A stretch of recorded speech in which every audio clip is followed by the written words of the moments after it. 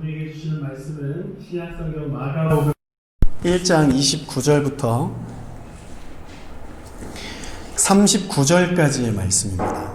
마가복음 1장 29절부터 39절까지의 말씀을 저와 여러분이 한 절씩 교독하겠습니다. 제가 가진 성경으로는 신약성경 54페이지입니다. 마가복음 1장 29절부터 39절까지 한 절씩 교독하겠습니다. 회당에서 나와 곧 야고보와 요한과 함께 시몬과 안드레의 집에 들어가시니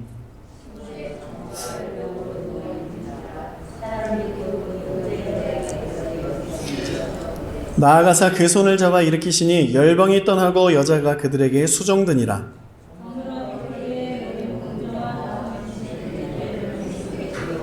온 동네가 그 문 앞에 모였더라.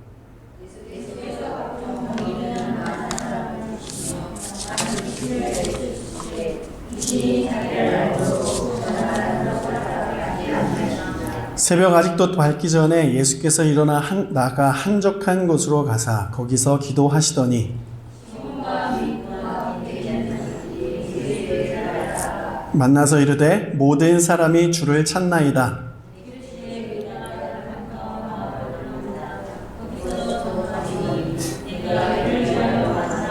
다 같이 이에 온 갈릴리에 다니시며 그들의 여러 회당에서 전도하시고 또 귀신들을 내쫓으시더라. 아멘. 네, 세계에서 대표적으로 기독교 국가 하면 지금은 미국이라고 할 수 있는데요. 불과 몇십 년 전만 해도 영국이 기독교의 중심 국가였습니다.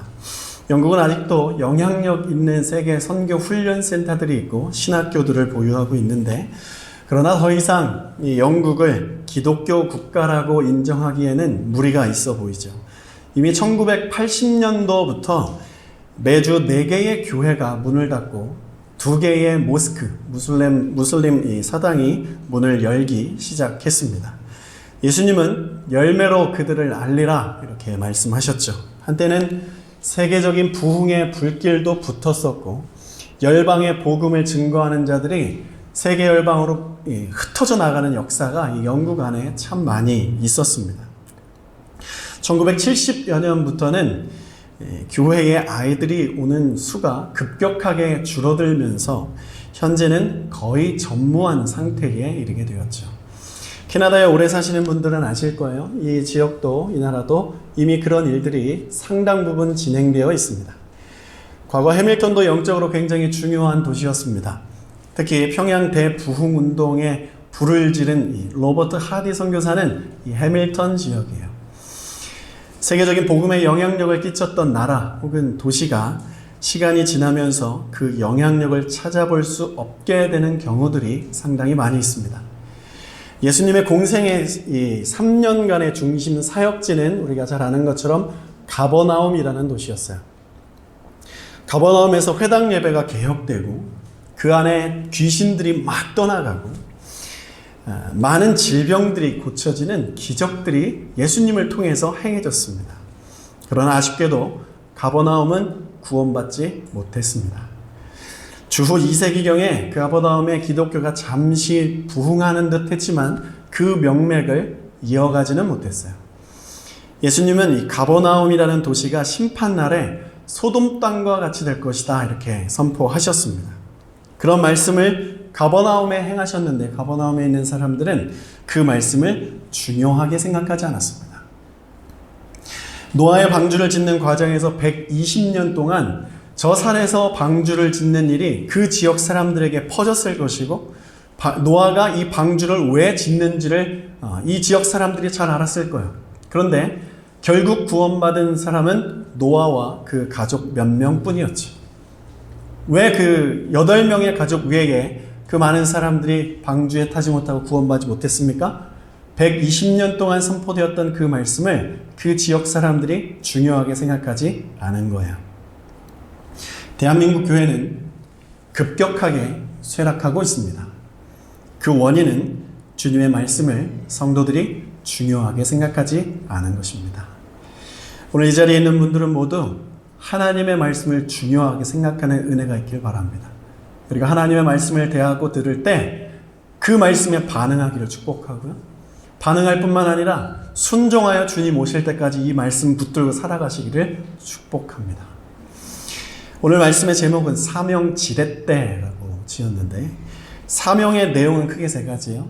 지난주 주일에 제가 잠깐 나눴는데, 교회의 세 가지 기능, 캐리그마, 디아코니아, 코이노니아, 하나님의 복음을 선포하고, 그리고 내가 가진 재능으로 세상을 섬겨나가고, 사람들과 만나게 되는 사람들과 관계를 잘 맺고 교제하는 것. 이것이 교회의 아주 중요한 세 가지 기능, 교회의 사명이라고 말씀드렸습니다. 이것이 교회와 우리들의 사명이라고 할 수 있는데, 이 사명 감당하는 거 쉽습니까? 참 어렵습니다. 복음 증거하는 거 어렵고, 남을 섬기는 것이 참 어렵습니다. 그리고 내가 마음을 열고 누구와 교제를 하는 거 지금 참 어렵습니다. 그래서 이 사명의 지렛대가 필요한 거예요. 먼저 지렛대가 뭔지 알아야겠는데, 사진을 보면 작은 힘을 가지고 긴 막대기로 무거운 물체를 들어 올리는 힘이에요. 이 긴 막대기가 바로 지렛대인 것입니다. 이 이론을 발견한 수학자 아르키메데스는 이런 말을 했어요. 나에게 지렛대와 그 지렛대를 지탱할 장소를 준다면 나는 지구도 들어 올릴 수 있다. 참 대단한 말이죠. 우리 예수님께서 그런 일들을 하셨어요. 불가능하다고 생각되는 일들을 참 많이 하셨습니다. 회복할 수 없는 질병들을 고치셨고, 사람들 안에 있는 귀신을 정확하게 꿰뚫어보고 그 귀신을 쫓아내 주셨어요. 그리고 하나님 나라의 복음을 전하시고 십자가에 달려 죽으시고 3일 만에 부활하셔서 승천하시면서 이 일을 이제 너희들이 이 사명을 감당해 주기를 원한다. 걱정하지 마라. 내가 성령을 보내주어 너희들과 항상 함께 할 것이다. 약속하셨습니다. 이 사명이 저와 여러분들에게 부여되었습니다. 너무 부담스럽고 무거운 사명이 아닐 수 없죠. 그러나 이 사명을 감당케 하는 지렛대를 손에 쥐기만 한다면 어떤 사명도 쉽게 감당할 수 있습니다. 안타깝게도 이 대한민국의 다음 세대는 선교지화 되어가고 있어요. 캐나다는 이미 다음 세대가 선교지가 되었습니다. 수많은 사역자들이 우리 다음 세대를 복음화시키기 위해서 참 많은 고민과 기도와 땀을 흘리고 있어요. 우리 현재를 살아가는 교회의 성도들은 교회를 지키고 선교의 사명을 감당하는 것, 체감상 예전보다 참 많이 버거워하는 것처럼 느껴집니다. 이유는 예전보다 교회에 재정이 없거나 사람들이 없어서가 아니라 사명의 지렛대를 잃어버렸기 때문이에요. 그 하나의 이유입니다. 교회의 상황은 2000년 전에 교회가 시작되면서부터 지금까지 한 번도 괜찮았던 적이 없습니다. 늘 어려웠어요. 그러나 그 시대를 지나면서 교회가 사명의 지렛대를 붙들고 감당을 해 나아갔을 때는 역사는 일어났던 거예요. 교회는 이 사명의 지렛대를 잃어버렸습니다. 사탄에게 정확하게 속은 거죠. 사탄은 우리들에게 너 스스로 할 수 있다. 하나님의 능력 없이 이 정도 올라왔으면 네가 모든 것들을 감당할 수 있다고 이렇게 속여갑니다. 이것이 아담과 하와에게 선악과를 먹고 네가 하나님처럼 될 수 있다라고 속인 것과 똑같은 거예요. 우리도 그 아담과 하와의 선악과의 속삭임에 넘어가서 지금 이렇게 참 어려운 시간을 보내고 있는 것이죠. 사명의 지렛대가 사람의 능력인 줄로 착각한 거예요. 그래서 네가 열심히 공부하고 잘 돼서 세상에서 영향력을 미쳐라. 이게 얼마나 속임수인지 몰라요. 우리가 세상에 나아가서 잘 준비돼서 공부 열심히 하고 똑똑해져서 세상을 어떻게 변화시켰습니까? 속은 거예요. 유대회당에서 종교성으로 가득한 자들은 이 아이스크림을 먹는데 여러분 단맛을 느끼지 못한다고 생각을 해보세요. 그것처럼 능력 있는 하나님의 말씀을 나누면서 그 능력을 경험하지 못하고 그냥 그렇게 교회 생활을 하고 있었어요. 왜 그랬습니까? 그들의 종교성이 그들을 하나님의 능력 한 번도 경험하지 못하면서 교회 열심히 다니게 한 거죠. 사탄에게 속고 있었던 거예요. 예수님은 그들의 종교성, 이 종교성을 완전히 깨트려 버리셨습니다. 예수님이 복음의 영향력을 나타내시기 위해서 가장 먼저 한 것이 회당에 들어가서 이 유대인들의 종교성을 깨트린 것이라고 지지난주에 말씀 나눴습니다. 사랑하는 여러분, 우리 안에 자리 잡은 종교성을 발견해야 돼요. 예수 그리스도의 눈을 가지고 이 복음의 안경을 쓰고 내 안에 잠재되어 있는 이 종교성이 무엇인지 정확하게 보고 뿌리까지 뽑아내야 됩니다. 그렇지 않으면 진짜 복음, 진짜 예수의 능력 경험할 수 없어요. 이순신 장군은 우리에게 아직 13척의 배가 남아 있습니다 라고 하면서 이 전쟁의 위기를 돌파해내었습니다. 신앙의 위기 속에 있는 우리에게 무엇이 있습니까? 두 가지가 있습니다. 우리는 여전히 능력 많으신 진짜 예수 그리스도, 진짜 복음의 능력의 주인이신 살아계신 하나님이 우리의 손에, 우리 마음속에 담겨져 있습니다. 믿으십니까? 또 한 가지, 여전히 믿음으로 살려고 발버둥 치면서 예수께 매달리고 있는 소수의 무리들이 있어요. 그 소수의 무리들이 우리가 되기를 축복합니다. 엘리야가 자기 말고 아무도 예수님 믿는 사람, 하나님 믿는 사람 없는 것 같습니다. 하나님께 이렇게 말했을 때 주님께서 엘리야에게 이렇게 말씀하셨습니다. 그런 소리 하지 마라. 아직도 바알에게 무릎 꿇지 않은 7,000명이 남아있다 하셨어요. 해밀턴 하나님 장로교회는 이 세상의 어떤 우상에게 굴복하지 않는 교회인 줄 믿습니다. 우리가 그 길들을 계속 걸어 나아가야 할 것이죠. 교회는 먼저 종교성이 부서져야 주님의 기적을 볼 수 있어요. 종교성이 부서지면 기적을 보고 경험할 수 있을 뿐만 아니라 결국 우리가 가야 할 천국으로 가게 되고 그 전에 하나님 나라의 그 권세와 능력을 가지고 이 세상을 변화시키며 살아갈 수 있습니다. 이 땅에서 하나님의 통치를 받으며 살아가는 것이 주님이 우리에게 정말 원하시는 거예요. 여러분, 신앙의 초점이 기적에만 머물 수 있습니다. 하나님이 나에게 뭐 잘해주시겠지, 주님께 의리 지키고 교회 잘 나가고 기도하고 말씀 들으면 주님이 코로나 이후에 나의 삶과 우리 자녀들의 삶 그래도 섭섭지 않게 잘해주시겠지. 맞습니다. 그러나 우리의 신앙이 여기에만 머물러서는 안 되는 거예요. 우리는 더 앞으로 나가야 되는데 어디까지 나가야 되냐면 우리가 십자가의 복음을 통과하고 그리고 부활의 복음도 통과하고 승천하신 예수 그리스도를 바라보면서 그분 정확하게 다시 오신다, 이 믿음을 회복하고 이 가운데 성령의 열매를 맺어가면서 세상을 변화시키는 그 자리까지, 이게 진짜 사명의 자리잖아요. 이 자리까지 우리가 나아가야 하는 것이지. 여러분, 귀신은 존재합니까? 존재하지 않습니까? 귀신은 정확하게 존재합니다. 예수님은 회당에 가득한 이 귀신들을 쫓아내셨어요. 하나님의 말씀으로. 교회의 귀신이 떠나고 하나님의 영으로 가득하면 나타나는 현상이 오늘 말씀에 보는 것처럼 그 교회가 있는 지역의 귀신들이 두려워서 벌벌 떨게 되어 있어요. 귀신들이 예수를 알아보고 도망치는 역사가 일어나는 것입니다. 성령의 기름 부으심이 있는 교회는 그 지역을 변화시키는 힘이 있어요. 요건은 그거예요. 이 교회가 예수 그리스도께서 머리 되신 것을 인정하고 우리가 그분의 몸이라는 것을 인정하며 그럼 우리는 어떻게 할까? 하나님의 사명, 주님 앞에 주님의 일들을 기다려서 하나님 말씀하시는 것들을 하나씩 순종해 나아갈 때 이 지역에 있는 귀신들은 벌벌 떨고 떠나가게 되고 이 가운데 하나님 나라가 세워질 것입니다. 회당에서 귀신 들린 자들을 쫓아낸 사건을 본 사람들이 흩어져서 예수의 소문을 그 지역에 전하였습니다. 오늘 28절 말씀 보겠습니다.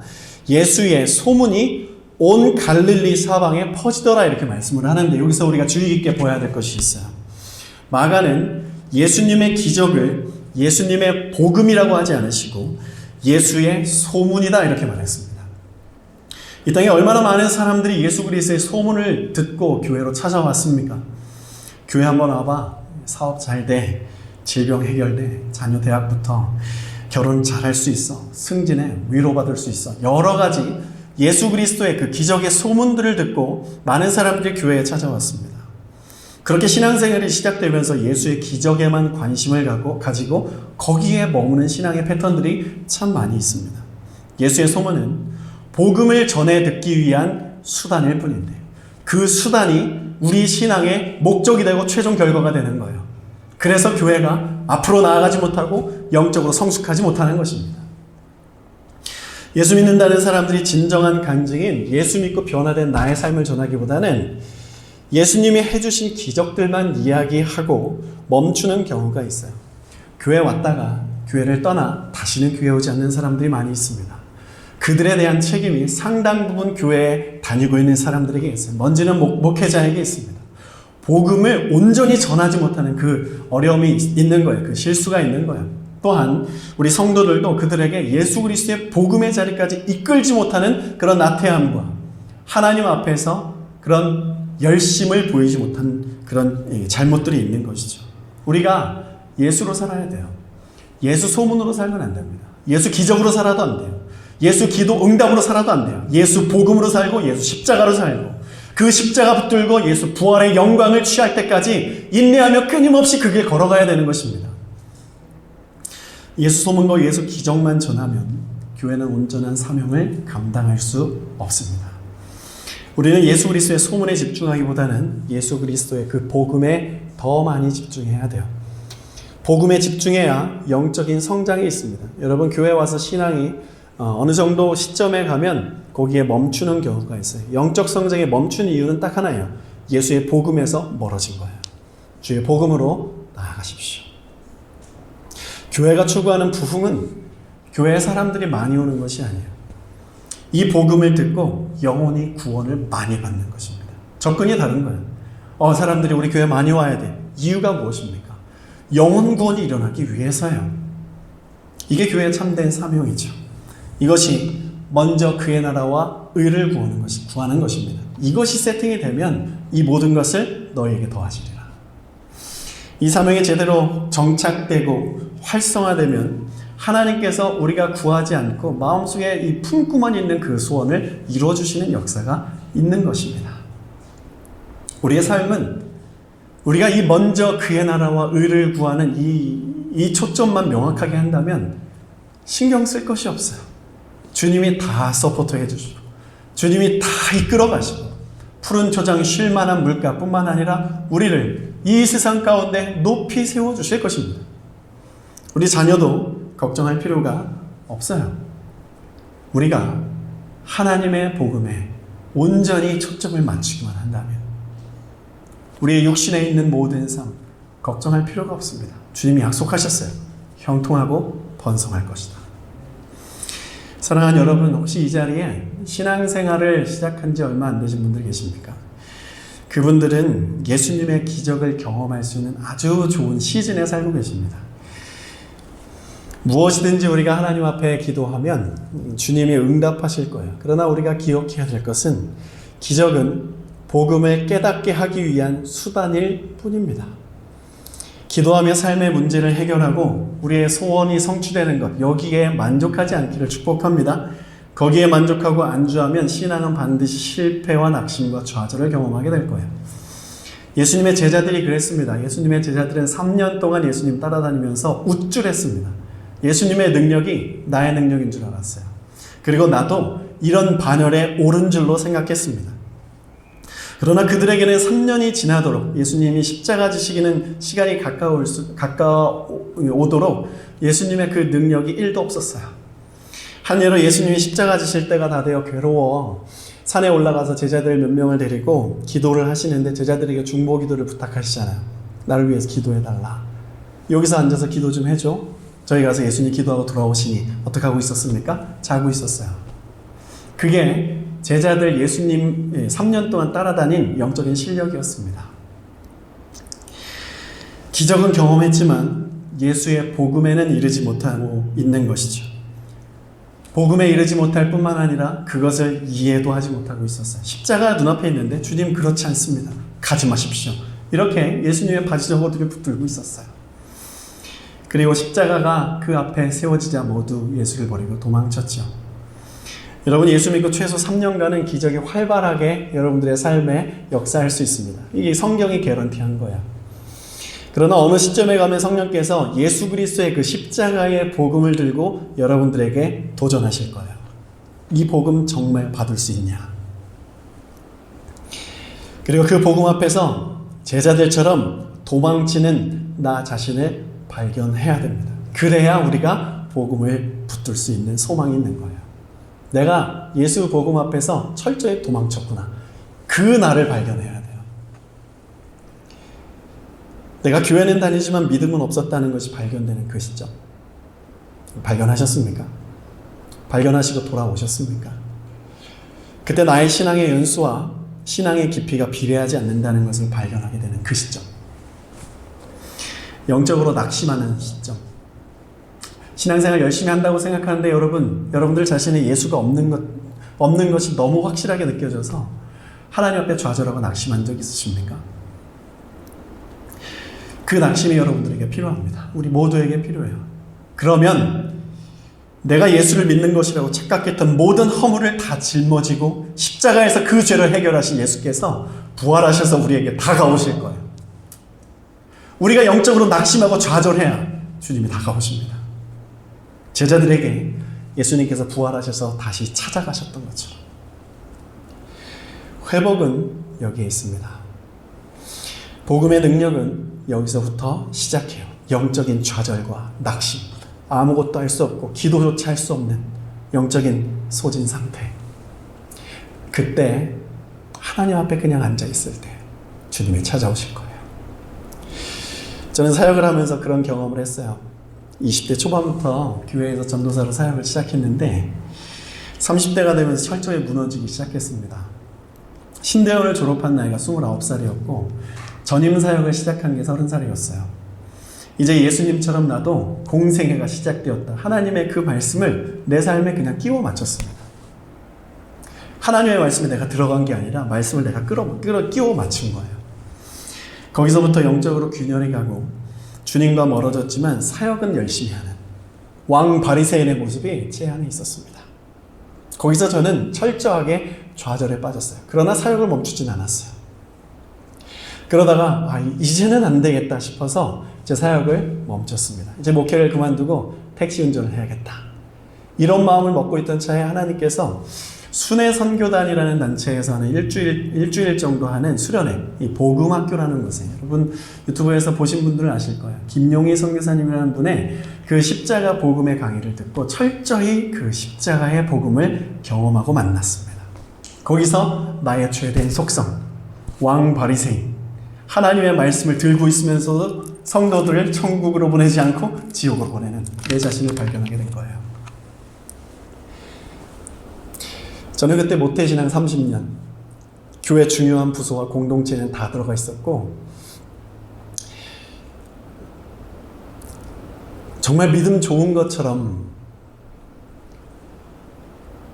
참 교회 안에서 누릴 거 다 누리면서 정말 하나님의 영광 가리면서 살았습니다.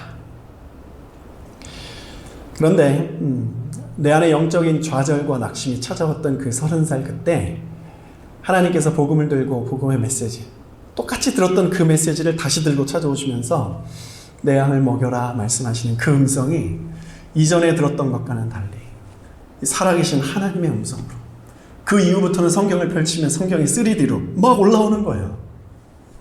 그런 살아 역사하는 하나님의 말씀의 역사를 하고, 와, 이제 이 사도 바울이 말했던 나는 무익한 종이다, 죄인 중에 괴수다, 이게 인정이 되기 시작한 거예요. 저는 여러분들에게 이 축복을 정말 하고 싶습니다. 우리가 성경에 기록된 그 말씀을 읽고 그것을 암송하는 것에 그치는 것이 아니라 나는 무익한 종이다, 나는 죄인 중에 괴수다라는 것이 정말 믿어져서 야, 예수 없으면 진짜 살 수 없구나, 이것이 내일의 삶으로 고백되는 저와 여러분 되기를 축복합니다. 그 시간을 통과해 오신 분들이 이 자리에 많이 계신 거라는 것을 전 알고 있어요. 우리 진정한 복음 앞에 무익한 종으로 날마다 우리 자신을 부인합시다. 그리고 예수 그리스도를 진짜 증거하는 삶을 살아가기를 축원합니다. 신앙이 다운되고 교회가 쇠락하고 영적인 능력을 경험하지 못하는 이유는 무엇입니까? 오늘 본문에 그 해답이 있습니다. 예수님은 어딜 가시든지 능력을 아주 왕성하게 행하셨어요. 베드로의 장모가 열병이 들었는데 가셔서 그냥 손을 한번 탁 잡아주셨더니 그 장모가 아주 중증 열병을 가지고 있었는데 단숨에 일어나게 되었습니다. 단숨에 일어났을 뿐만 아니라 이 장모가 이 병에서 회복된 이후에 예수님과 제자들이 바로 식사를 대접하는 것을 성경에서 볼 수 있어요. 이것처럼 우리 주님은 어떤 병이든지 고치지 못할 질병이 없습니다. 예수님은 모든 질병을 고치실 수 있습니다. 주님께, 여러분 이 자리에 어떤 질병, 어떤 작은 질병이라도 있습니까? 주님께 손 내미십시오. 마음 가운데 주님께 여러분들의 질병을 가지고 주님께 올려버리세요. 열어두십시오. 주님이 이 자리에서 여러분들을 치유하실 것입니다. 질병 가운데 있는 자들을 위해 어떻게 기도해야 되는가? 우리 질문할 수 있습니다. 가장 애매한 이 영역이 임종이 얼마 남지 않은 노인들과 말기 암 환자예요.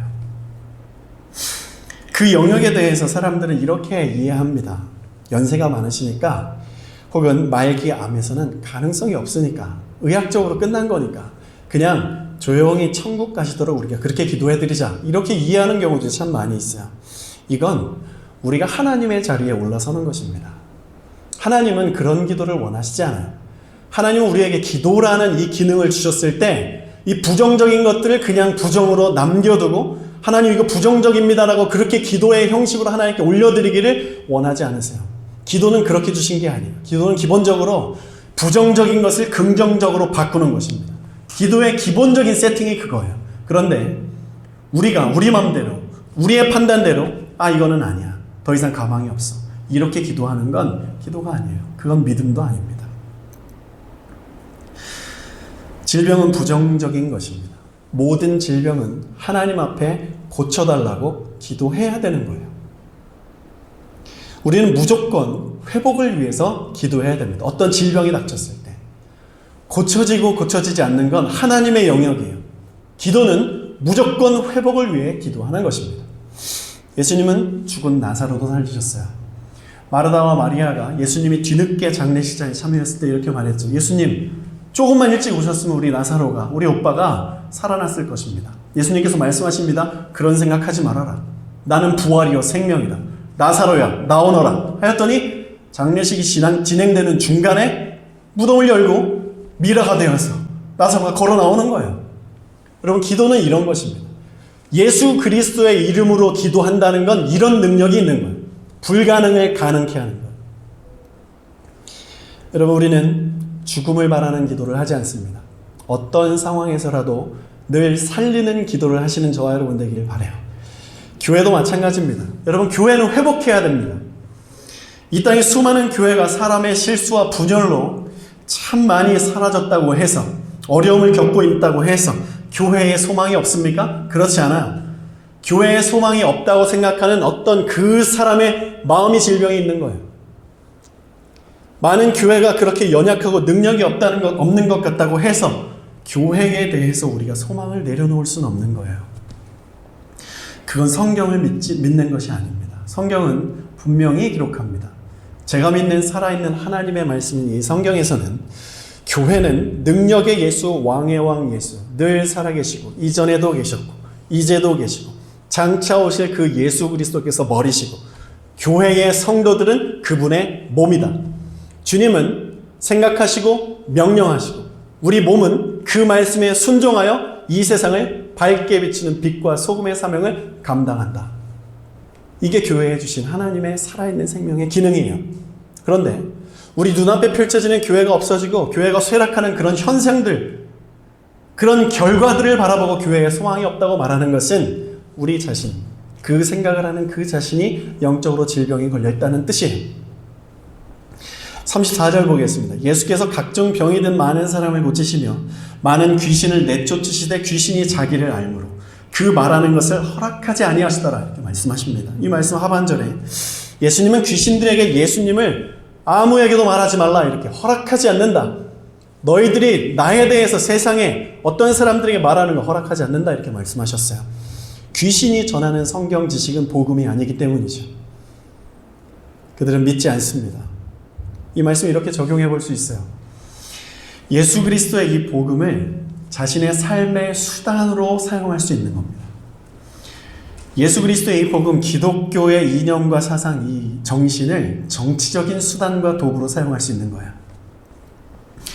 거기에는 능력이 없습니다. 기독교를 종교화시킬 뿐이에요. 지금 정치 세계에 등장하는 기독교를 사용해서 표를 얻으려는 그 사람들의 그 마음, 그런 심리, 여러분 그런 것들을 다 복음의 기독교라고 오해하지 마십시오. 분별해야 됩니다. 물론 기독교는 반드시 사회 정의를 실현하고 하나님의 공의를 이 땅에 실천을 해야 돼요. 그래서 여러분들 자녀들이 하나님의 복음에 입각한 정치 지도자가 되기를 여러분 기도해 보십시오. 그런 것들이 필요해요. 바른 가치관, 바른 복음을 가지고 세상에 나아가 이 정면 대결을 펼칠 수 있는 믿음의 사람. 영국의 윌리엄 윌버퍼스 같은 그런 사람들이 여러분들 자녀들에서 일어나기를 축복해요. 그런데 지금 이 세상에는 기독교를 수단으로 사용하는 경우가 훨씬 더 많다는 걸 우리는 부정할 수 없습니다. 한국에 사역할 때 교회 중직자, 자녀와 신앙 상담을 한 적이 있는데 그 친구의 소원이 있었어요. 고등학교만 졸업하면 내가 반드시 이 집과 멀리 떨어져 있는 기숙사를 보유한 대학으로 진학을 하겠다. 왜 그러냐? 그 자녀가 그 중직자 부모님의 신앙의 수단으로 여겨졌던 거예요. 너는 내 아들이니까 반드시 주일 성수해야 돼. 너는 내 아들이니까 공부도 잘해야 되고 뭐든지 탁월해야 된다는 것입니다. 이 목회자들 자녀들이 이 상처가 정말 많이 있죠. 복음을 나의 삶의 수단으로 삼는 거예요. 여러분, 귀신들은 예수를 알기는 하지만 왜곡해서 전달한다는 것을 반드시 기억하셔야 됩니다. 그들이 전하는 예수 이야기는 너무 세련되고 멋져요. 이해도 너무 잘 갑니다. 역사적인 예수를 너무너무 이해하기 쉽게 설명을 해줘요. 한 예로 도올 김용욱 선생님의 EBS 그 신학 강의, 로마서 강의, 요한복음 강의는 이 세상의 어떤 신학자, 어떤 목회자들보다 탁월하게 그 성경을 강의하는 그 실력을 가지고 있어요. 그러나 거기에는 천국과 지옥이 없습니다. 거기에는 예수 그리스도의 생명과 사망이 없어요. 십자가의 죽음의 의미가 왜곡돼서 해석되고 있어요. 부활 인정하지 않습니다. 예수 그리스도를 거룩한 성자로 인정하는 데에는 그 강의가 탁월해요. 그러나 그 강의를 듣고 그 예수를 만나면 천국 갈 수 없습니다. 대한민국 교회의 쇠락의 큰 원인은 신학교입니다. 신학교 교수들이 외국에서 박사 학위를 받고 돌아오는데 그들에게 박사 학위를 주는 외국의 이 교수들이 예수를 안 믿고 신학을 가르쳐요. 그런 일들이 있어요. 비일비재합니다. 그들이 가진 이 학문적인 탁월함과 위대함은 손색이 없습니다. 세계적인 거예요. 그러나 복음의 능력이 없어요. 이유는 예수 그리스도의 복음을 그들이 믿지 않기 때문이에요. 성경 박사 서기관들과 바리새인들이 설교할 때처럼 말입니다. 예수님은 하나님이셔서 모르는 것이 없는 분이신데 그분은 최고의 지성을 소유하셨고 최고의 지혜를 가지셨어요.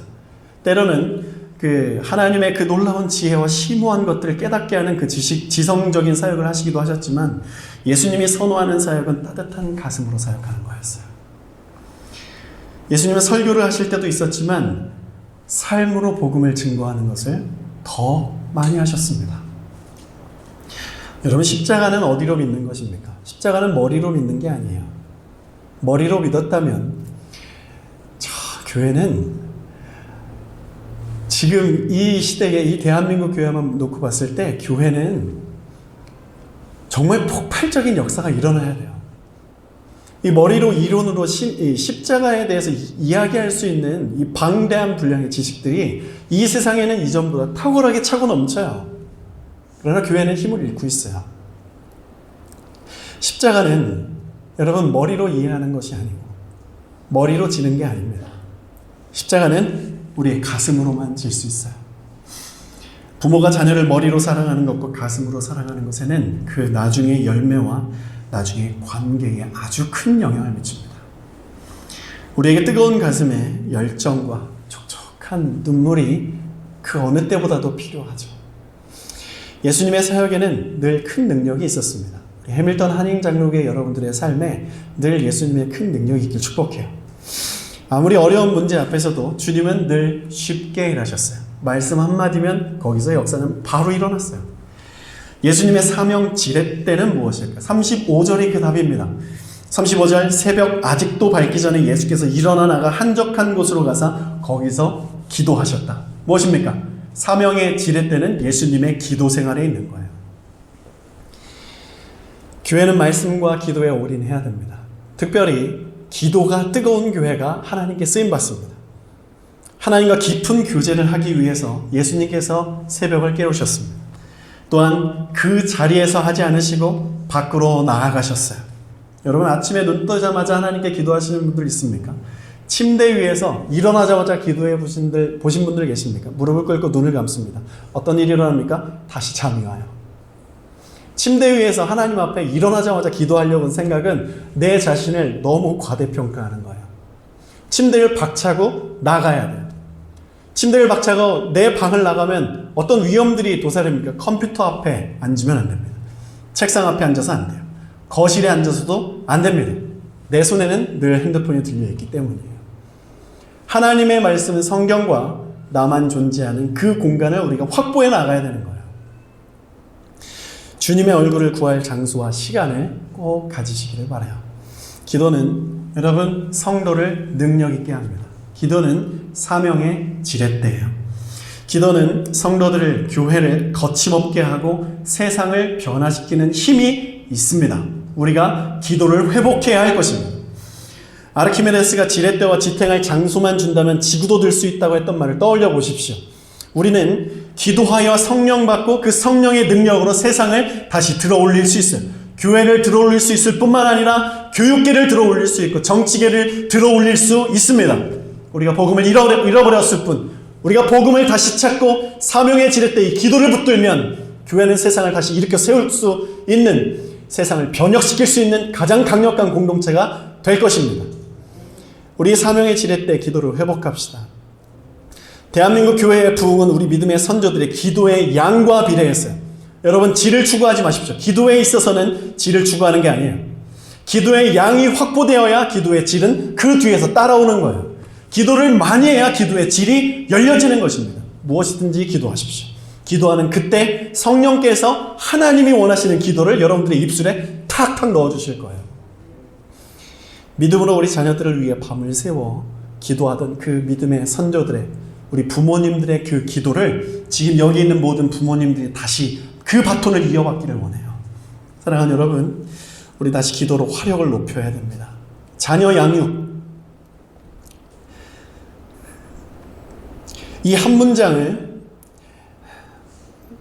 설교를 해야 되나 말아야 되나 제 믿음 없으니 참 많이 고민하게 했습니다. 그러나 하나님께서 주님이 이 말씀을 꼭 전하라고 하셨기에 이 한 문장을 선포합니다. 자녀 양육, 돈과 교육과 더 나은 환경으로 되지 않습니다. 돈과 교육과 더 나은 환경으로 우리 자녀들이 좋은 대학교를 가고 좋은 직업을 가질 수는 있지만 지옥 갑니다. 이 땅에서 아무리 멋지게 살아도 지옥 가면 끝이에요. 이 땅에서 어떤 성공이 있다 한들 이 포스트 코로나 시대, 4차 산업혁명 시대에 우리 자녀들이 하나님의 능력을 가지고 하나님의 지혜로 정말 크리에이티브한 사업을 만들고 세상을 변화시키고 스티븐 잡스와 같은 그런 멋진 사람이 된다 한들, 많은 사람들에게 지지를 받는다 한들 지옥 가면 끝이에요.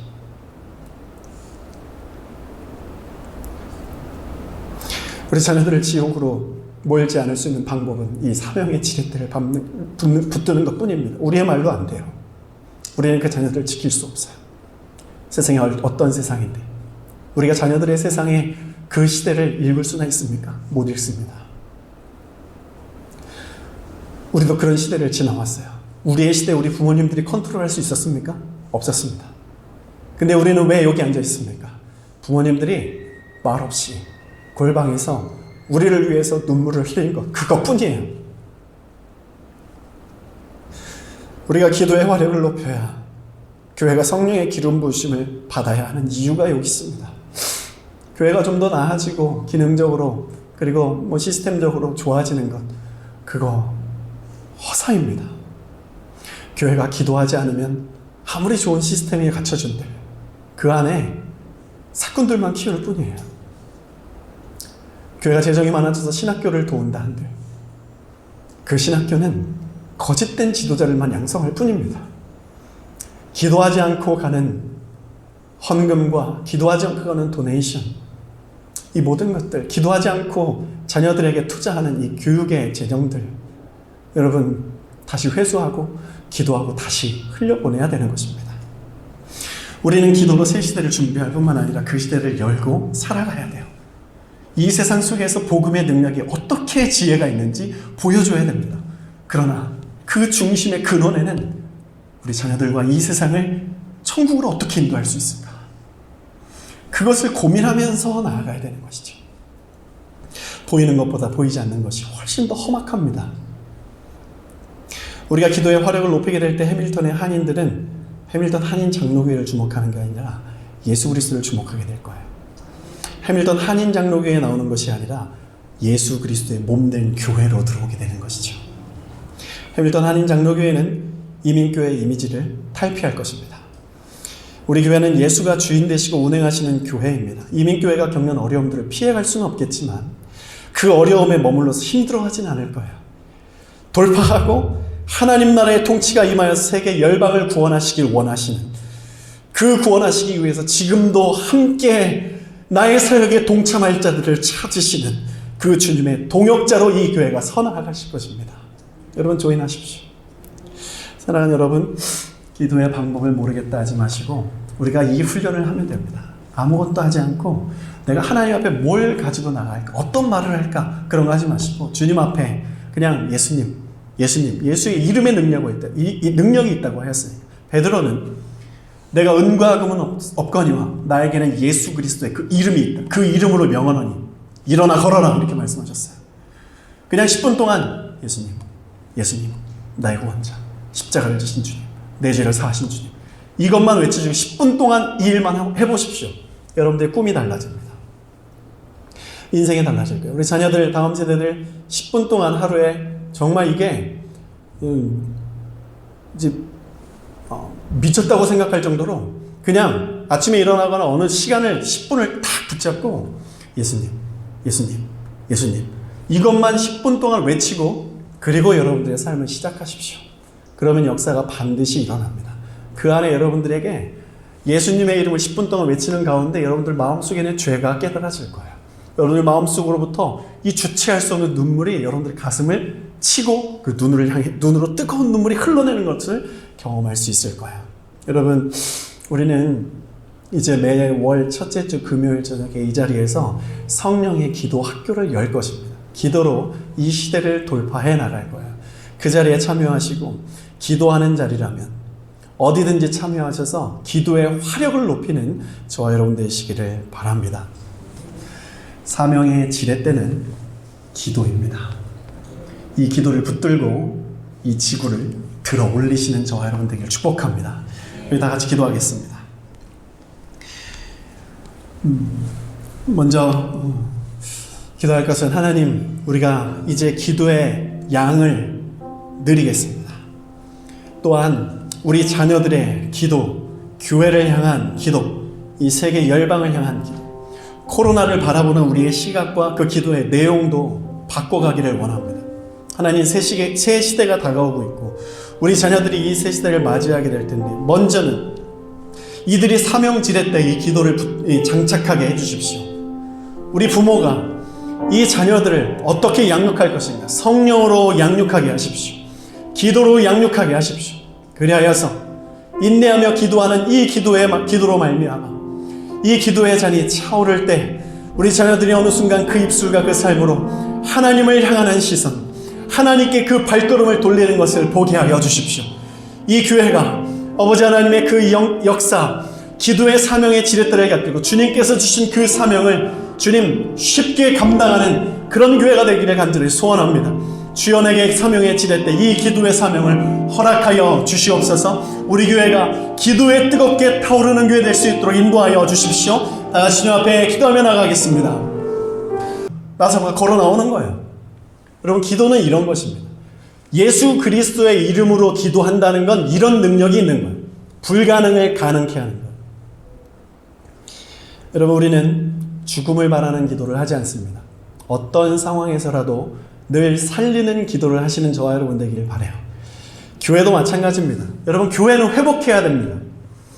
이 땅에 수많은 교회가 사람의 실수와 분열로 참 많이 사라졌다고 해서, 어려움을 겪고 있다고 해서 교회에 소망이 없습니까? 그렇지 않아요. 교회에 소망이 없다고 생각하는 어떤 그 사람의 마음이 질병이 있는 거예요. 많은 교회가 그렇게 연약하고 능력이 없는 것 같다고 해서 교회에 대해서 우리가 소망을 내려놓을 수는 없는 거예요. 그건 성경을 믿는 것이 아닙니다. 성경은 분명히 기록합니다. 제가 믿는 살아있는 하나님의 말씀인 이 성경에서는 교회는 능력의 예수, 왕의 왕 예수, 늘 살아계시고 이전에도 계셨고 이제도 계시고 장차 오실 그 예수 그리스도께서 머리시고 교회의 성도들은 그분의 몸이다. 주님은 생각하시고 명령하시고 우리 몸은 그 말씀에 순종하여 이 세상을 밝게 비추는 빛과 소금의 사명을 감당한다. 이게 교회에 주신 하나님의 살아있는 생명의 기능이에요. 그런데 우리 눈앞에 펼쳐지는 교회가 없어지고 교회가 쇠락하는 그런 현상들, 그런 결과들을 바라보고 교회에 소망이 없다고 말하는 것은 우리 자신, 그 생각을 하는 그 자신이 영적으로 질병이 걸려있다는 뜻이에요. 34절 보겠습니다. 예수께서 각종 병이 든 많은 사람을 고치시며 많은 귀신을 내쫓으시되 귀신이 자기를 알므로 그 말하는 것을 허락하지 아니하시더라 이렇게 말씀하십니다. 이 말씀 하반절에 예수님은 귀신들에게 예수님을 아무에게도 말하지 말라 이렇게 허락하지 않는다.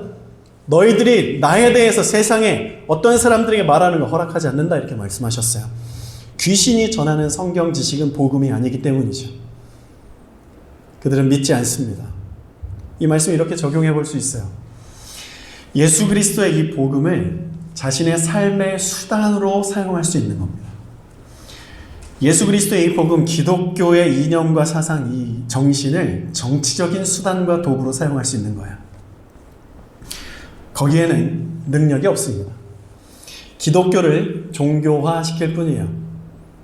지금 정치 세계에 등장하는 기독교를 사용해서 표를 얻으려는 그 사람들의 그 마음, 그런 심리, 여러분 그런 것들을 다 복음의 기독교라고 오해하지 마십시오. 분별해야 됩니다. 물론 기독교는 반드시 사회 정의를 실현하고 하나님의 공의를 이 땅에 실천을 해야 돼요. 그래서 여러분들 자녀들이 하나님의 복음에 입각한 정치 지도자가 되기를 여러분 기도해 보십시오. 그런 것들이 필요해요. 바른 가치관, 바른 복음을 가지고 세상에 나아가 이 정면 대결을 펼칠 수 있는 믿음의 사람, 영국의 윌리엄 윌버포스 같은 그런 사람들이 여러분들 자녀들에서 일어나기를 축복해요. 그런데 지금 이 세상에는 기독교를 수단으로 사용하는 경우가 훨씬 더 많다는 걸 우리는 부정할 수 없습니다. 한국에 사역할 때 교회 중직자 자녀와 신앙 상담을 한 적이 있는데 그 친구의 소원이 있었어요. 고등학교만 졸업하면 내가 반드시 이 집과 멀리 떨어져 있는 기숙사를 보유한 대학으로 진학을 하겠다. 왜 그러냐? 그 자녀가 그 중직자 부모님의 신앙의 수단으로 여겨졌던 거예요. 너는 내 아들이니까 반드시 주일 성수해야 돼. 너는 내 아들이니까 공부도 잘해야 되고 뭐든지 탁월해야 된다는 것입니다. 이 목회자들 자녀들이 이 상처가 정말 많이 있죠. 복음을 나의 삶의 수단으로 삼는 거예요. 여러분 귀신들은 예수를 알기는 하지만 왜곡해서 전달한다는 것을 반드시 기억하셔야 됩니다. 그들이 전하는 예수 이야기는 너무 세련되고 멋져요. 이해도 너무 잘 갑니다. 역사적인 예수를 너무너무 이해하기 쉽게 설명을 해줘요. 한 예로 도올 김용욱 선생님의 EBS 그 신학 강의, 로마서 강의, 요한복음 강의는 이 세상의 어떤 신학자, 어떤 목회자들보다 탁월하게 그 성경을 강의하는 그 실력을 가지고 있어요. 그러나 거기에는 천국과 지옥이 없습니다. 거기에는 예수 그리스도의 생명과 사망이 없어요. 십자가의 죽음의 의미가 왜곡돼서 해석되고 있어요. 부활 인정하지 않습니다. 예수 그리스도를 거룩한 성자로 인정하는 데에는 그 강의가 탁월해요. 그러나 그 강의를 듣고 그 예수를 만나면 천국 갈 수 없습니다. 대한민국 교회의 쇠락의 큰 원인은 신학교입니다. 신학교 교수들이 외국에서 박사 학위를 받고 돌아오는데 그들에게 박사 학위를 주는 외국의 이 교수들이 예수를 안 믿고 신학을 가르쳐요. 그런 일들이 있어요. 비일비재합니다. 그들이 가진 이 학문적인 탁월함과 위대함은 손색이 없습니다. 세계적인 거예요. 그러나 복음의 능력이 없어요. 이유는 예수 그리스도의 복음을 그들이 믿지 않기 때문이에요. 성경 박사 서기관들과 바리새인들이 설교할 때처럼 말입니다. 예수님은 하나님이셔서 모르는 것이 없는 분이신데 그분은 최고의 지성을 소유하셨고 최고의 지혜를 가지셨어요. 때로는 하나님의 그 놀라운 지혜와 심오한 것들을 깨닫게 하는 그 지성적인 사역을 하시기도 하셨지만 예수님이 선호하는 사역은 따뜻한 가슴으로 사역하는 거였어요. 예수님은 설교를 하실 때도 있었지만 삶으로 복음을 증거하는 것을 더 많이 하셨습니다. 여러분, 십자가는 어디로 믿는 것입니까? 십자가는 머리로 믿는 게 아니에요. 머리로 믿었다면 교회는 지금 이 시대에 이 대한민국 교회만 놓고 봤을 때 교회는 정말 폭발적인 역사가 일어나야 돼요. 이 머리로 이론으로 이 십자가에 대해서 이야기할 수 있는 이 방대한 분량의 지식들이 이 세상에는 이전보다 탁월하게 차고 넘쳐요. 그러나 교회는 힘을 잃고 있어요. 십자가는 여러분 머리로 이해하는 것이 아니고 머리로 지는 게 아닙니다. 십자가는 우리의 가슴으로만 질 수 있어요. 부모가 자녀를 머리로 사랑하는 것과 가슴으로 사랑하는 것에는 그 나중의 열매와 나중에 관계에 아주 큰 영향을 미칩니다. 우리에게 뜨거운 가슴에 열정과 촉촉한 눈물이 그 어느 때보다도 필요하죠. 예수님의 사역에는 늘 큰 능력이 있었습니다. 우리 해밀턴 한인 장로교회 여러분들의 삶에 늘 예수님의 큰 능력이 있길 축복해요. 아무리 어려운 문제 앞에서도 주님은 늘 쉽게 일하셨어요. 말씀 한마디면 거기서 역사는 바로 일어났어요. 예수님의 사명 지렛대는 무엇일까? 35절이 그 답입니다. 35절 새벽 아직도 밝기 전에 예수께서 일어나 나가 한적한 곳으로 가서 거기서 기도하셨다. 무엇입니까? 사명의 지렛대는 예수님의 기도 생활에 있는 거예요. 교회는 말씀과 기도에 올인해야 됩니다. 특별히 기도가 뜨거운 교회가 하나님께 쓰임받습니다. 하나님과 깊은 교제를 하기 위해서 예수님께서 새벽을 깨우셨습니다. 또한 그 자리에서 하지 않으시고 밖으로 나아가셨어요. 여러분, 아침에 눈 뜨자마자 하나님께 기도하시는 분들 있습니까? 침대 위에서 일어나자마자 기도해 보신 분들 계십니까? 무릎을 꿇고 눈을 감습니다. 어떤 일이 일어납니까? 다시 잠이 와요. 침대 위에서 하나님 앞에 일어나자마자 기도하려고 하는 생각은 내 자신을 너무 과대평가하는 거예요. 침대를 박차고 나가야 돼요. 침대를 박차고 내 방을 나가면 어떤 위험들이 도사립니까? 컴퓨터 앞에 앉으면 안 됩니다. 책상 앞에 앉아서 안 돼요. 거실에 앉아서도 안 됩니다. 내 손에는 늘 핸드폰이 들려있기 때문이에요. 하나님의 말씀은 성경과 나만 존재하는 그 공간을 우리가 확보해 나가야 되는 거예요. 주님의 얼굴을 구할 장소와 시간을 꼭 가지시기를 바라요. 기도는 여러분 성도를 능력 있게 합니다. 기도는 사명의 지렛대예요. 기도는 성도들을, 교회를 거침없게 하고 세상을 변화시키는 힘이 있습니다. 우리가 기도를 회복해야 할 것입니다. 아르키메데스가 지렛대와 지탱할 장소만 준다면 지구도 들 수 있다고 했던 말을 떠올려 보십시오. 우리는 기도하여 성령 받고 그 성령의 능력으로 세상을 다시 들어올릴 수 있어요. 교회를 들어올릴 수 있을 뿐만 아니라 교육계를 들어올릴 수 있고 정치계를 들어올릴 수 있습니다. 우리가 복음을 잃어버렸을 뿐, 우리가 복음을 다시 찾고 사명의 지렛대 이 기도를 붙들면 교회는 세상을 다시 일으켜 세울 수 있는, 세상을 변혁시킬 수 있는 가장 강력한 공동체가 될 것입니다. 우리 사명의 지렛대 기도를 회복합시다. 대한민국 교회의 부흥은 우리 믿음의 선조들의 기도의 양과 비례했어요. 여러분, 질을 추구하지 마십시오. 기도에 있어서는 질을 추구하는 게 아니에요. 기도의 양이 확보되어야 기도의 질은 그 뒤에서 따라오는 거예요. 기도를 많이 해야 기도의 질이 열려지는 것입니다. 무엇이든지 기도하십시오. 기도하는 그때 성령께서 하나님이 원하시는 기도를 여러분들의 입술에 탁탁 넣어주실 거예요.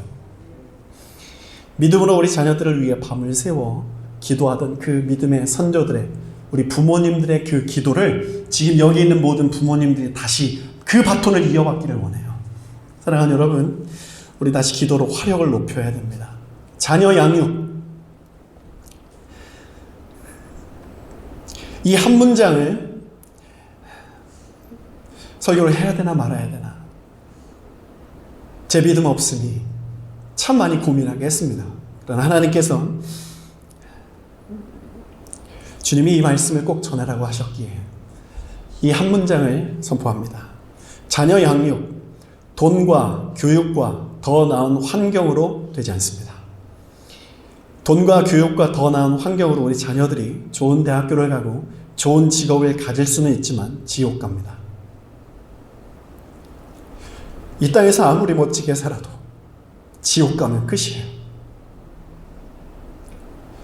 이 땅에서 어떤 성공이 있다 한들 이 포스트 코로나 시대, 4차 산업혁명 시대에 우리 자녀들이 하나님의 능력을 가지고 하나님의 지혜로 정말 크리에이티브한 사업을 만들고 세상을 변화시키고 스티븐 잡스와 같은 그런 멋진 사람이 된다 한들, 많은 사람들에게 지지를 받는다 한들 지옥 가면 끝이에요.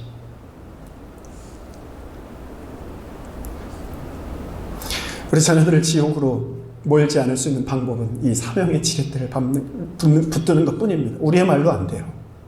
우리는 그 자녀들을 지킬 수 없어요. 세상이 어떤 세상인데 우리가 자녀들의 세상에 그 시대를 읽을 수나 있습니까? 못 읽습니다. 우리도 그런 시대를 지나왔어요. 우리의 시대 우리 부모님들이 컨트롤할 수 있었습니까? 없었습니다. 근데 우리는 왜 여기 앉아 있습니까? 부모님들이 말없이 골방에서 우리를 위해서 눈물을 흘린 것, 그것뿐이에요. 우리가 기도의 화력을 높여야 교회가 성령의 기름 부으심을 받아야 하는 이유가 여기 있습니다. 교회가 좀 더 나아지고 기능적으로 그리고 시스템적으로 좋아지는 것, 그거 허사입니다. 교회가 기도하지 않으면 아무리 좋은 시스템이 갖춰진들 그 안에 사꾼들만 키울 뿐이에요. 교회가 재정이 많아져서 신학교를 도운다 한들 그 신학교는 거짓된 지도자들만 양성할 뿐입니다. 기도하지 않고 가는 헌금과 기도하지 않고 가는 도네이션, 이 모든 것들, 기도하지 않고 자녀들에게 투자하는 이 교육의 재정들, 여러분 다시 회수하고 기도하고 다시 흘려보내야 되는 것입니다. 우리는 기도로 새 시대를 준비할 뿐만 아니라 그 시대를 열고 살아가야 돼요. 이 세상 속에서 복음의 능력이 어떻게 지혜가 있는지 보여줘야 됩니다. 그러나 그 중심의 근원에는 우리 자녀들과 이 세상을 천국으로 어떻게 인도할 수 있을까? 그것을 고민하면서 나아가야 되는 것이죠. 보이는 것보다 보이지 않는 것이 훨씬 더 험악합니다. 우리가 기도의 화력을 높이게 될 때 해밀턴의 한인들은 해밀턴 한인 장로교회를 주목하는 게 아니라 예수 그리스도를 주목하게 될 거예요. 해밀턴 한인 장로교회에 나오는 것이 아니라 예수 그리스도의 몸된 교회로 들어오게 되는 것이죠. 해밀턴 한인 장로교회는 이민교회의 이미지를 탈피할 것입니다. 우리 교회는 예수가 주인 되시고 운행하시는 교회입니다. 이민교회가 겪는 어려움들을 피해갈 수는 없겠지만 그 어려움에 머물러서 힘들어하진 않을 거예요. 돌파하고 하나님 나라의 통치가 임하여서 세계 열방을 구원하시길 원하시는, 그 구원하시기 위해서 지금도 함께 나의 사역에 동참할 자들을 찾으시는 그 주님의 동역자로 이 교회가 서나아가실 것입니다. 여러분 조인하십시오. 사랑하는 여러분, 기도의 방법을 모르겠다 하지 마시고 우리가 이 훈련을 하면 됩니다. 아무것도 하지 않고 내가 하나님 앞에 뭘 가지고 나갈까, 어떤 말을 할까, 그런 거 하지 마시고 주님 앞에 그냥 예수님, 예수의 이름의 능력이 있다, 이 능력이 있다고 하였으니, 베드로는 내가 은과 금은 없거니와 나에게는 예수 그리스도의 그 이름이 있다, 그 이름으로 명하노니 일어나 걸어라, 이렇게 말씀하셨어요.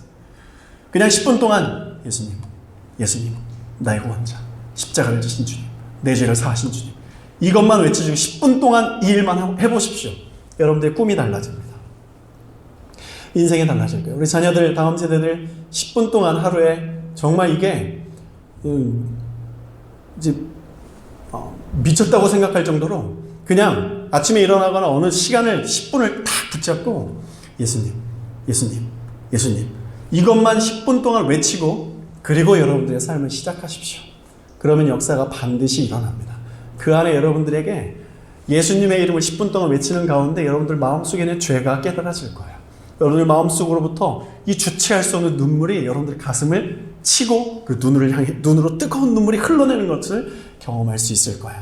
여러분, 우리는 이제 매월 첫째 주 금요일 저녁에 이 자리에서 성령의 기도 학교를 열 것입니다. 기도로 이 시대를 돌파해 나갈 거예요. 그 자리에 참여하시고 기도하는 자리라면 어디든지 참여하셔서 기도의 화력을 높이는 저와 여러분 되시기를 바랍니다. 사명의 지렛대는 기도입니다. 이 기도를 붙들고 이 지구를 들어 올리시는 저와 여러분 되기를 축복합니다. 우리 다 같이 기도하겠습니다. 먼저 기도할 것은 하나님, 우리가 이제 기도의 양을 늘리겠습니다. 또한 우리 자녀들의 기도, 교회를 향한 기도, 이 세계 열방을 향한 기도, 코로나를 바라보는 우리의 시각과 그 기도의 내용도 바꿔가기를 원합니다. 하나님, 새 시대가 다가오고 있고 우리 자녀들이 이 새 시대를 맞이하게 될 텐데, 먼저는 이들이 사명지렛대 이 기도를 장착하게 해주십시오. 우리 부모가 이 자녀들을 어떻게 양육할 것인가? 성령으로 양육하게 하십시오. 기도로 양육하게 하십시오. 그리하여서 인내하며 기도하는 이 기도로 말미암아 이 기도의 잔이 차오를 때 우리 자녀들이 어느 순간 그 입술과 그 삶으로 하나님을 향하는 시선, 하나님께 그 발걸음을 돌리는 것을 보게 하여 주십시오. 이 교회가 아버지 하나님의 그 역사, 기도의 사명의 지렛대를 갖고 주님께서 주신 그 사명을 주님 쉽게 감당하는 그런 교회가 되기를 간절히 소원합니다.